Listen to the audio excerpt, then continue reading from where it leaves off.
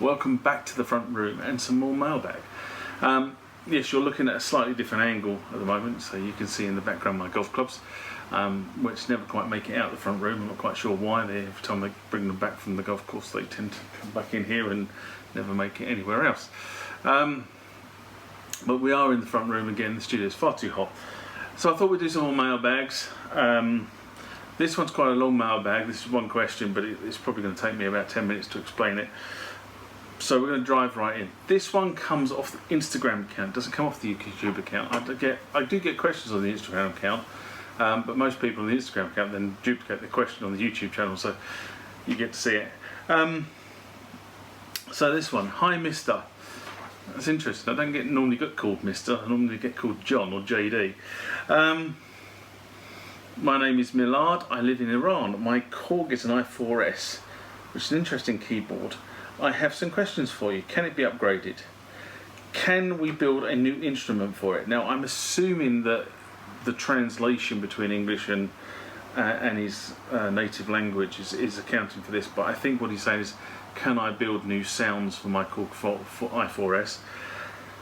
Can it be converted from other keyboard instruments? And again, I think this has been lost in translation slightly, but what I think he is asking me is, can I convert sounds that have been generated on another platform like an M1 onto my Korg i4S. I really need your answer. Please guide me. Thanks. Now, I have to be honest and say I have never owned and I have never played a Korg i4S. I have seen them. I can remember seeing them back in the day in a place called, oh god, I'm trying to think what the music. Anyway, it was a shop in Harrow. It was a synthesizer keyboard shop in Harrow, and they had a Korg i4S in, but I never got to play it, and I don't remember it being in the shop for very long either. They were mainly Yamaha and Roland suppliers, so having a Korg in the shop was quite unusual. Anyway, let's start with the i4S. What was the i4S?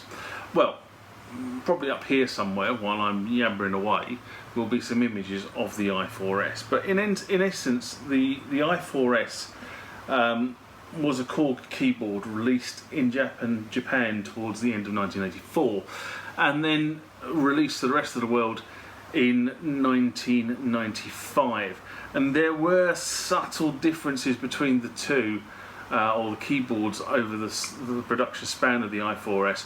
But essentially it was a 61 note keyboard with two speakers either side. Now, Korg built it as a music workstation.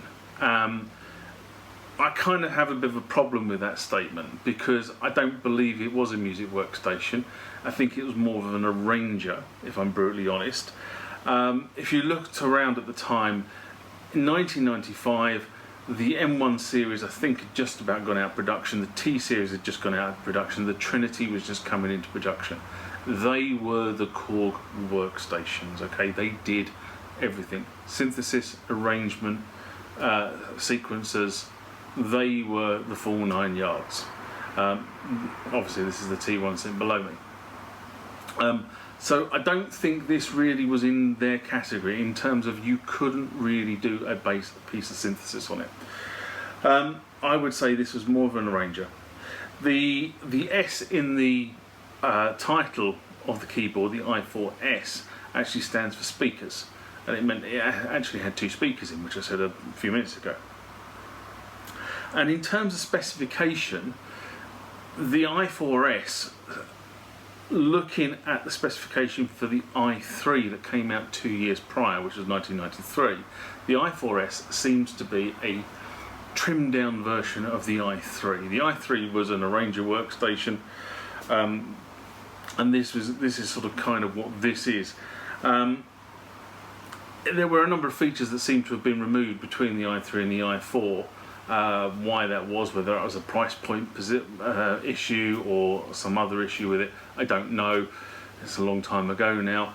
But in essence, if you looked at the specs of the two keyboards and then onto the i5 that came after it, it looks like effectively the i3 was the was the keyboard that donated its features and functions to this particular keyboard with added speakers. So, as I said, I thought this was more of an arranger. It does use the Aiii squared synthesis mechanism. So for those of you who don't know what Aiii squared is the synthesis mechanism that was used on the M1 and the T series and the Trinity and a number of keyboards going forward over the years. And effectively, well, the way it works is a number of very short looped samples, which gives you your basic waveform, and then you then pass those samples through filters. And most of the Korg keyboards around the time, definitely the M1 and this particular keyboard, they had two high quality filters there with a number of, I'm saying filters, it should be effects, with a number of effects. Now the i4S had 47 effects to choose from, and when I say effects, what I'm talking about is choruses and flanges and phasers, and you get the drift. And again, around this time we also had other keyboards that were coming to market. So the Korg X5 was another sort of fairly big keyboard aimed at the more of the high-end semi-pro market.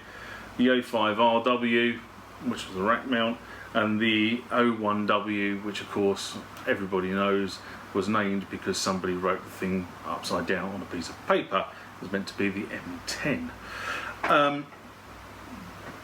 So they effectively built on this sort of wave technology that Korg had at the time into this sort of Aiii synthesis, which then morphed into Aiii squared synthesis.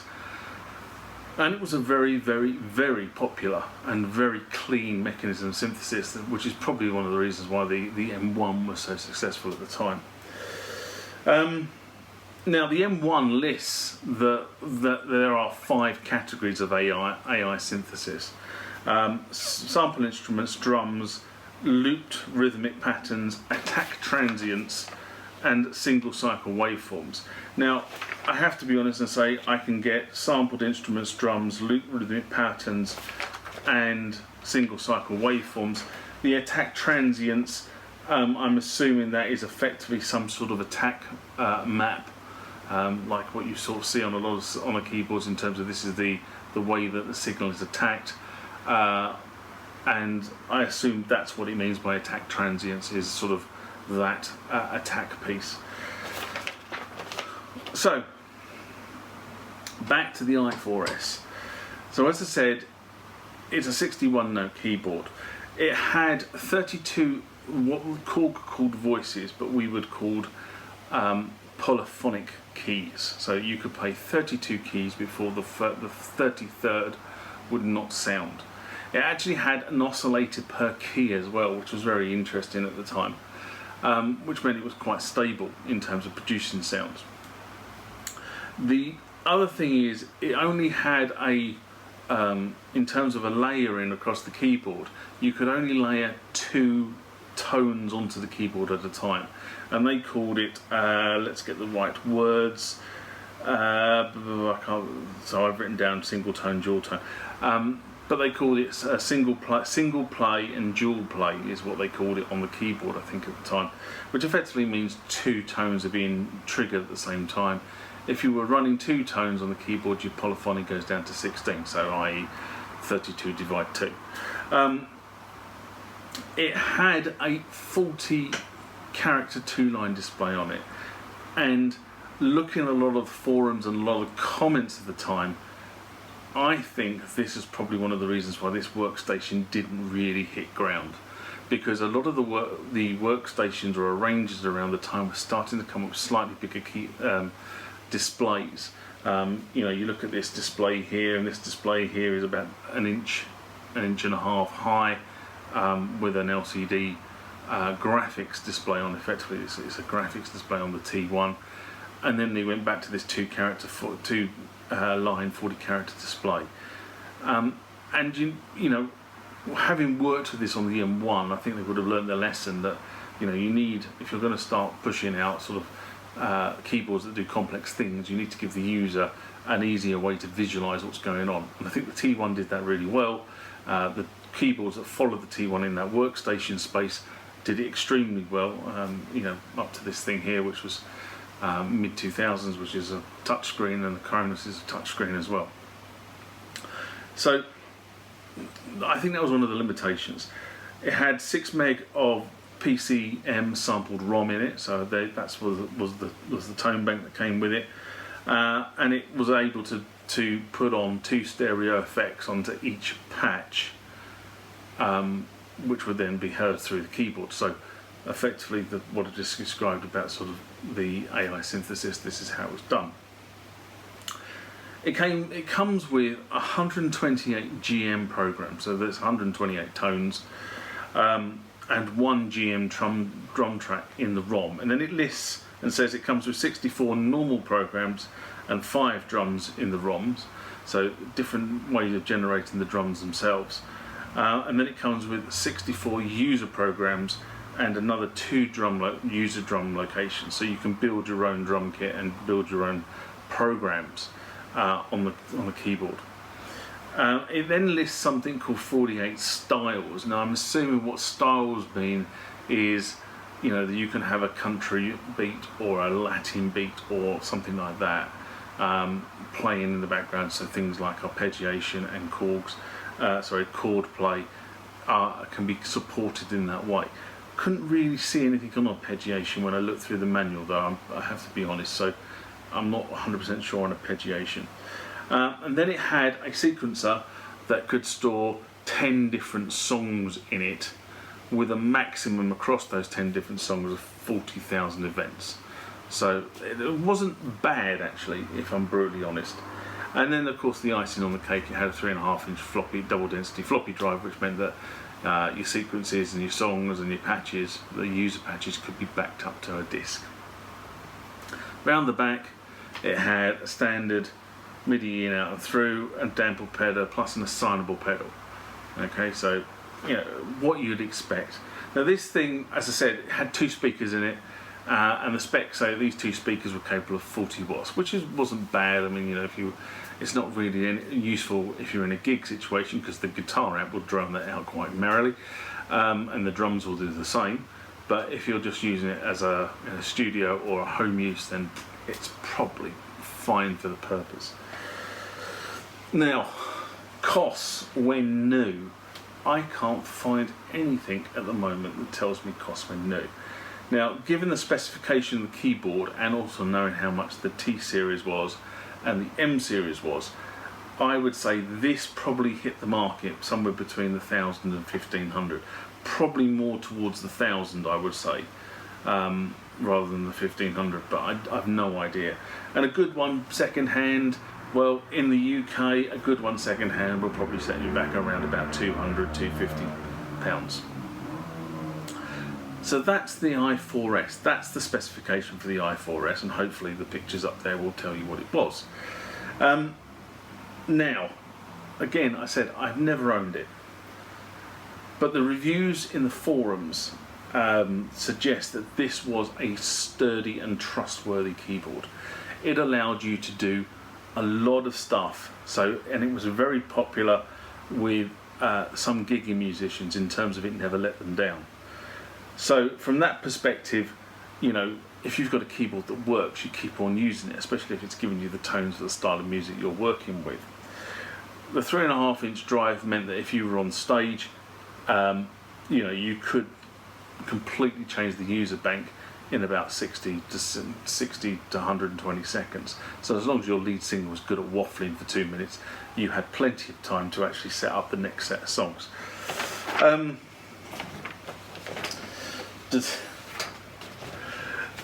have to refer to my notes on this because I mean there was lots in it. So that's probably another good reason. Said before, LCD, little limited for a keyboard coming in this sort of area. But you know, the big question is, would I buy an i4S to add to my legacy collection? The answer is no, I wouldn't. I'm sorry, Millard, it's not a keyboard that I think actually set the world on fire in terms of is it worth preserving. But on the flip side, I think it was a good solid keyboard, and it is good solid keyboard for probably what you wanted to do it with until you have the chance to buy something else. So back to the questions that were asked on this. Number one, unfortunately from what I can see, apart from standard Korg accessories like pedals, stands, music stands, and some branded Korg discs that they tried to flog you, there are no either Korg or aftermarket upgrades I can see for this particular instrument. So I've done a fair amount of research on the internet looking this up, and apart from the good reviews about the keyboard itself, nobody has mentioned, and I can't find any reference to any sort of upgrade. So I think what you've got is what you've got, to be honest. There is the possibility though of changing the floppy disk drive for a USB floppy disk drive. Now that will give you access to a far greater range of tones that you can load into the keyboard from a USB stick. The downside is that where I mentioned 60 seconds to 120 seconds, you will save some time by using the USB stick. However, these legacy keyboards have to have stuff loaded into memory at a certain baud rate or a certain speed. Okay, baud rate is probably quite an old term now, but when you're setting up SysX to dump down onto these older keyboards, you really have to start dialing down how quickly your computer is releasing the data to the keyboard, because they cannot receive data at the speed the modern computers are able to send it. Okay, so beware that you're not going to save much time with the USB, but you are going to actually increase the wealth of instruments that will be available to you if you're going to gig or do anything with this keyboard. Can you build new instruments for it? This is a kind of yes or no question, I think. The answer is yes. You can, but what I can't see how you can dial a patch down to 0. So if you think about this thing here, which is, I'm going to just get my phone out and take a video of this while I'm talking about this. Okay, so if you think about this thing here, this is a Jupiter. It's the System 8. It's running Jupiter at the moment, and as you can see, this has loads and loads of buttons available and cursors, and that allow you to fiddle with the oscillators and the filters, and there's the filters there and the amps, etc. Alright, I'm going to stop that there.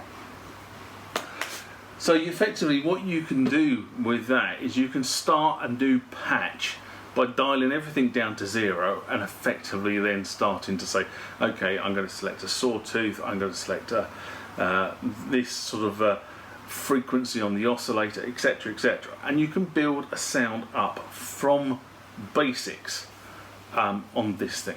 Okay, the i4S, you cannot do that.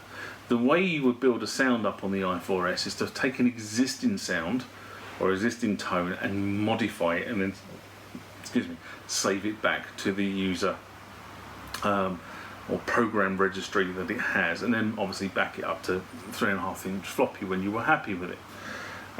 But you can't take a bass tone and build a tone up like you can on this. Okay, so that you have to be aware that there's another way of doing it in essence. So that's kind of the yes or no answer on that one. Now, in terms of can you move stuff from one keyboard to another?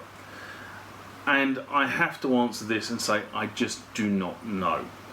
I've had a good look at the user manual, and I can't see it actually saying it's compatible with any of the other i series. Now, I would have thought it has some lineage with the i3 and the i5, but whether you could take something that was generated for the i5 and put it onto an i4, or something that was generated on the i3 and put it onto the i4, I have absolutely no idea, and there is nothing I can find, having done some research on this, that actually suggests one way or the other. So that might be just as the Americans would say, a suck it and see sort of moment. But yeah, you won't be able to take anything from an M or a T. All that stuff is completely out of bounds. You wouldn't be able to do that unless you had some sort of computer software that would rewrite it into the format that the i4S understands, and I do not believe that exists. Now, going back to number 2, the other thing I probably should have said there is, having done the research on this, there are a number of companies or individuals out there that are selling tone discs for the i4. So it's possible you can expand your library by buying some of these tone discs. Obviously they have a list of what's on the particular disc when they buy it, so it's probably 64 patches, I suspect, given it's a 64 patch user memory. So you might want to consider, if you want to expand your tone library and you don't want to fiddle around with the tones themselves, buying a few of these. They're not expensive, they're sort of in the $10–15 range, which probably is sort of money for old rate for the person who's selling them, to be honest, because he's probably copying them from somewhere else. But on the flip side, it will expand your tone library quickly, gives you on 40-inch disc. So there you go. That is the i4S and the answer to Millard's question. And I said it was going to be quite a long one to have to go through. The other thing I'm going to do is, for this video, I'm going to actually put below in the comments a link to the manual, so that anybody who's interested can have a flip through the manual and see what the i4S was all about. Hopefully that's answers your question. Remember, hit that like button if you like what you saw. Subscribe to the channel and hit the bell icon to be notified about more rants, more mailbag, more questions and answers, and more videos about this sort of stuff when it's loaded to the channel. Until next time, bye bye.